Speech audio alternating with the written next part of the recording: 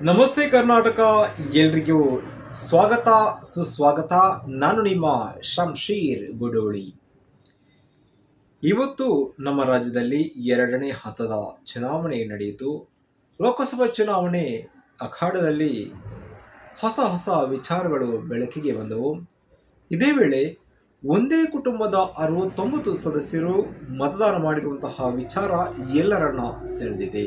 S, Hubli ತಾಲೂಕಿನ ನೂರ್ವಿ ಗ್ರಾಮದ ಕನ್ನಡ ಹೆಣ್ಣು ಮಕ್ಕಳ ಶಾಲೆಯ ಮತಗಟ್ಟೆ ಸಂಖ್ಯೆ 56 ಮತ್ತು 57ರಲ್ಲಿ ಒಂದೇ ಕುಟುಂಬದ 69 ಮಂದಿ ಸದಸ್ಯರು ಮತದಾನ ಮಾಡುವ ಮೂಲಕ ಮತದಾನದ ಮಹತ್ವವನ್ನು ಸಾರಿದರು, ಎಲ್ಲರಿಗೂ ಮಾದರಿಯಾದರು.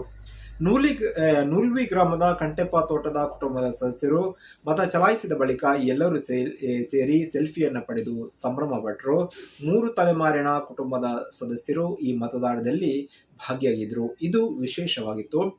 ಜೊತೆಗೆ ಎಲ್ಲರಿಗೂ ಕೂಡ ಇದೊಂದು ಕುತೂಹಲವನ್ನು ಸೃಷ್ಟಿ ಮಾಡಿದಂತಹ ವಿಚಾರ ಆಗಿತ್ತು. ಇನ್ನು ಪ್ರತಿ ಚುನಾವಣೆಯಲ್ಲಿ 3 ತಂಡವಾಗಿ ವಾಹನದ ಮೂಲಕ ಬಂದು ಮತ ಚಲಾವಣೆ ಮಾಡ್ತಾ ಇದ್ರು.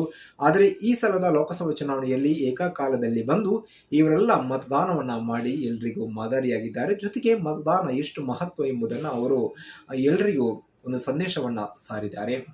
ಇನ್ನು ಶಿವಮೊಗ್ಗಕ್ಕೆ ನಾವು ಹೋದಾಗ ಶಿವಮೊಗ್ಗ ಗ್ರಾಮಾಂತರ ವ್ಯಾಪ್ತಿಯ ತುಪ್ಪೂರು ಗ್ರಾಮ ಪಂಚಾಯತ್ ವ್ಯಾಪ್ತಿಯ ಚೋಡನಾಳ ಗ್ರಾಮದ ಜಟ್ಟಮ್ಮ ಎಂಬ 100 ವರ್ಷದ ವೃದ್ಧೆ ಅಂದರೆ ಅಜ್ಜಿ ಮತಗಟ್ಟೆಗೆ ಬಂದು ಮತ ಚಲಾಯಿಸಿದ್ದು ವಿಶೇಷ. ಇವರು ಕೂಡ ಎಲ್ರಿಗೂ ಕೂಡ ಒಂದು ಮಾದರಿಯಾದಂತಹ ಘಟನೆ ಕೂಡ ನಡೆಯಿತು.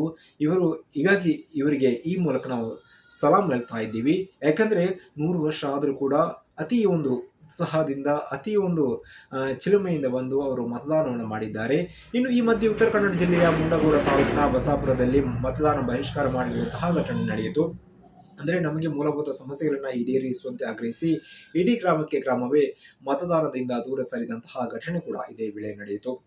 ಏನೇ ಆಗಲಿ, ಕರ್ನಾಟಕ ರಾಜ್ಯದಲ್ಲಿ ಲೋಕಸಭಾ ಚುನಾವಣೆ 2 ಹಂತದಲ್ಲಿ ನಡೆದಿದ್ದು ಒಂದು ಮತದಾನದ ಮಹತ್ವವನ್ನು ಸಾರುವಂತಹ ಮೂಲಕ ಎಲ್ರಿಗೂ ಮಾದರಿಯಾಗಿದ್ದಾರೆ ಅಂತ ಹೇಳ್ಬೋದು.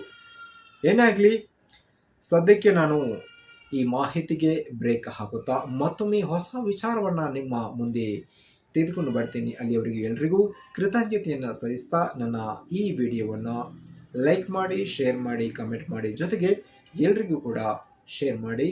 ಜೊತೆಗೆ ನನ್ನ ಫೇಸ್ಬುಕ್, ಯೂಟ್ಯೂಬ್ ಪೇಜನ್ನು ಸಬ್ಸ್ಕ್ರೈಬ್, ಫಾಲೋ ಮಾಡಿ. Thank you.